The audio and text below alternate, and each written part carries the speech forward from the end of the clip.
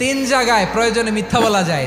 এক নাম্বার, আপনার ওয়াইফকে খুশি করার জন্য, সে একটু এরকম না বলে একটু কৌশল করে বললে খুশি হবে, ওটা বলা যায়। দুই নাম্বার, জীবন মরণের ব্যাপার, জান বাঁচানোর জন্য একটু কৌশল করে ঘুরিয়ে বললেন, এটা জায়েজ। তিন নাম্বার, দুইজন ঝগড়া লাগছে তাদেরকে মিলিয়ে দেওয়ার জন্য কৌশল করে একটু মিথ্যা বলা, ঘুরিয়ে বলা যায়। দুইজনের মধ্যে দেখলেন যে সম্পর্ক খারাপ, একজনরে বললেন, ভাই সে তো ওই দিন আপনার ব্যাপারে অনেক প্রশংসা। কি আমার ব্যাপারে প্রশংসা? কি বললো? এই বললো আপনি নাকি এই করছেন ওই করছেন, অনেক প্রশংসা। লোকটার মন খুশি হয়ে যাবে তার ব্যাপারে, ঠিক কিনা?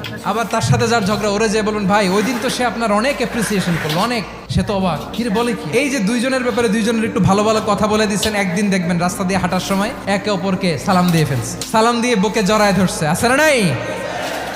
আবার মিলমিশ হয়ে গেছে। কিন্তু আমাদের স্বভাব হইলো, দুই প্রতিবেশী যদি একসাথে বসে একসাথে হাঁটে, দূর থেকে দেখলে আমাদের জলে, আছে না নাই? ঘটনা কি? এই দুইটার মধ্যে এত মিল কে? এই দুইটার মধ্যে গিরিঙ্গি লাগানো যায় কিভাবে? আল্লাহর কাছে তওবা করেন, এই মানসিকতার যেন আমরা না হয়, আমরা মিলিয়ে দিব।